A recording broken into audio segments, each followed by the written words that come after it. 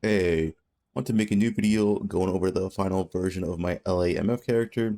I know my last video said it was my final update, but there is in fact one more update for a high damage variance of this build if you're farming stuff like meat sacks. Now of course you can also play this variant on any farm, but yeah, it's mostly just for meat sack farming as meat sacks have a lot of HP, and so I really had to like double my damage to effectively do this farm, which is what I did. So as you can see, I'm 21 million DPS now. My last video, I was like 11 million DPS or something. So yeah, pretty much doubled my damage just for the meat sack farm. And yeah, I'm not going to go over everything on this character. If you want the full character overview, I recommend to watch the last video. This is going to go over the changes that I made to double my damage essentially. So let's just go over it real quick. So first change is, of course, I got a pen amulet. Different anoint as well. I'll go over that in a second. Pen amulet is just, yeah, it's a lot more damage, really good, especially when you're essentially two different damage types, your cold and lightning damage. Next, I had to change my passive tree. So we had a 12 passive cluster here before, and it's now just an 8 passive cluster. The reason for this is that we need more points, and while 12 passive cluster is ideal, I just did not have enough skill points to do the 12 passive cluster. And for all these points, we're getting essentially increased effective non-damage elements right here, crits. This is a higher shock value, so you're shocking for a lot more. Pretty good. Cannot block attacks. This is pretty mandatory when doing the tier 17 maps nowadays. Block mod or block on the lantern, for example. Atlas is yeah, pretty bad, so you really need this. Monsters cannot block your attacks, or else it's pretty annoying to do. Instant leech, of course, very good. And most importantly is this new mark wheel. This is for meat sacks and meat sacks only. You do not need to take this if you're not doing meat sacks. Marked enemies cannot regenerate life. It's the whole reason why we're taking this wheel, because meat sacks usually always have life regen mod when they have like 10 RAM modifiers. So yeah, this is pretty much mandatory to farm meat sacks. Once again, don't take this if you're not farming meat sacks. It's only for meat sack farming. Otherwise, I would go back to the 12 passive cluster. Outside of that, we also took this 2-point here. Once again, just more damage, extra 5% double damage because of our Lethal Pride, and +1 Frenzy. And yeah, that's pretty much it for the passive tree changes. If you want to use a 12 passive cluster, I would recommend to not take this Mark Mastery Wheel, don't take this Frenzy, and get the 12 passive cluster as it's a little bit more health and damage. That's that. Everything else is pretty much the same as the last video in terms of what I'm doing with the tree and stuff. Now, some other character things I've changed is we are using Awaken 5 Enlighten. We're also using Vengeance Cascade on the Amulet Anoint. So why are we using Vengeance Cascade? So Vengeance Cascade, return projectiles have a 150% increased projectile speed or increased speed.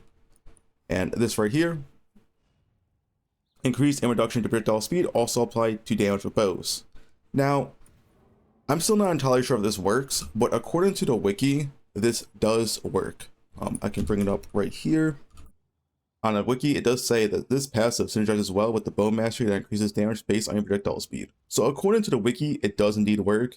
If this does work, then it is the best anoint for this type of farm, because on the return, you're getting 150% increased damage, which is roughly about like 15% increased damage, more damage to say.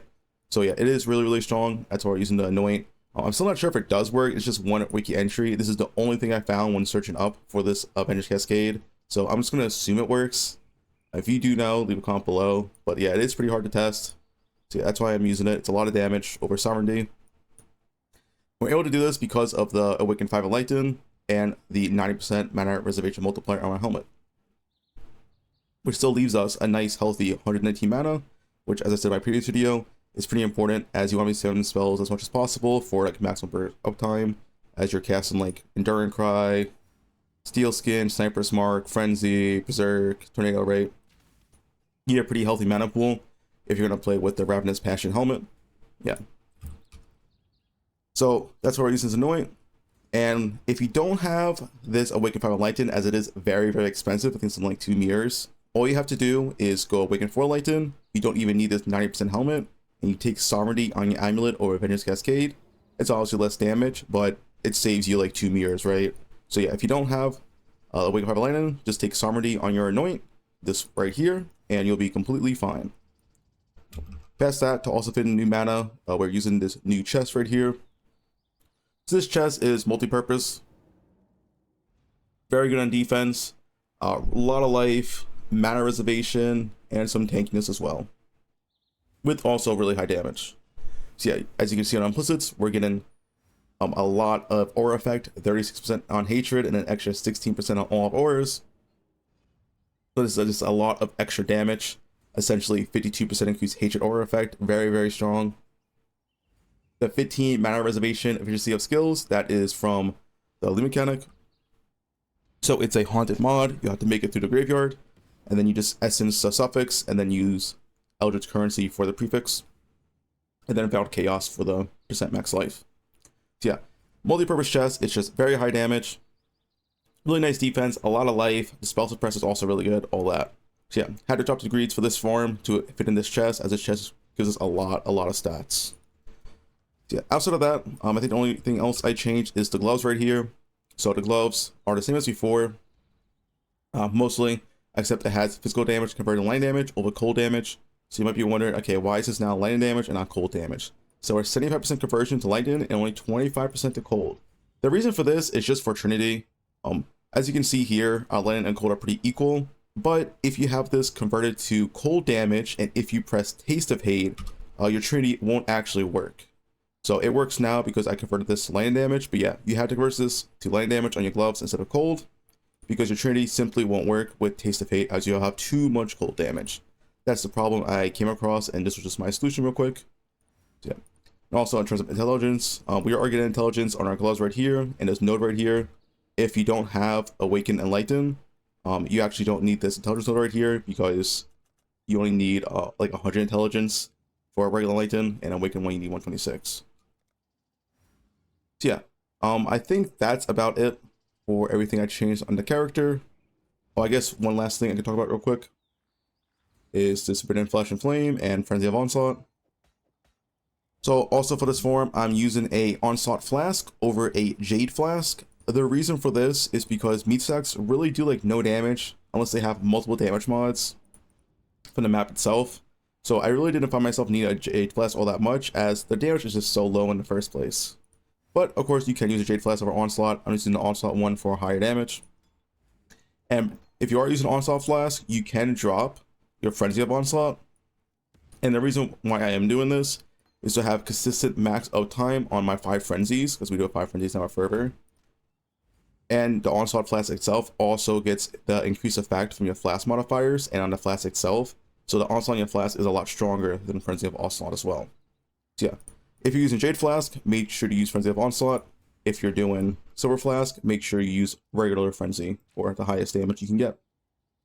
And also one other tech you can use is this Forbidden Flesh and Flame for even more damage. So you would replace your Master Searcher right here, put in the Avatar Slaughter, and replace your Distillate with either, you know, Silver Flask or Jade Flask, whichever one you're not using.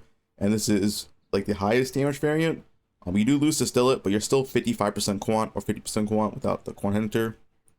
So it's still very, very, very high damage, very high quant for a meat sack farm. And quant's not too important because you are using Glittering for that type of farm anyway. So yeah, that is the last change you can do. Personally, I ended up with this, where I'm using Frenzy Gem, Royal Onslaught Flask, and no Jade Flask, but you can use the Forbidden Jewels and use Jade Flask if you want more damage and more defense over Distillate, as Distillate really is not needed. So yeah, that's I think everything I changed since the last video. Like I said, was not going to go over everything, just the major changes to get this character essentially double the damage as before. And yeah, I'm also using Cole on my links over Power Charge on Crit. I guess I should miss that real quick. The reason why I'm using Cole over Power Charge on Crit is because the most tanky meat sacks are ones with crit resist, in which case crits do nothing. So therefore, I don't see a reason to use Power Charge on Crit, because the tankiest meat sacks are ones you can't crit, so you really shouldn't focus on crit, which I tried to not focus on crit much on my tree outside of like the really good crit notes. So yeah, that's about it. If you have any questions, feel free to leave them comment below. And just keep in mind, this is only meant for meat sacks. While you can play this variant for any farm in the game for MF, you don't need this much damage. It's like I said, it's literally just for meat sacks. But yeah, that's it.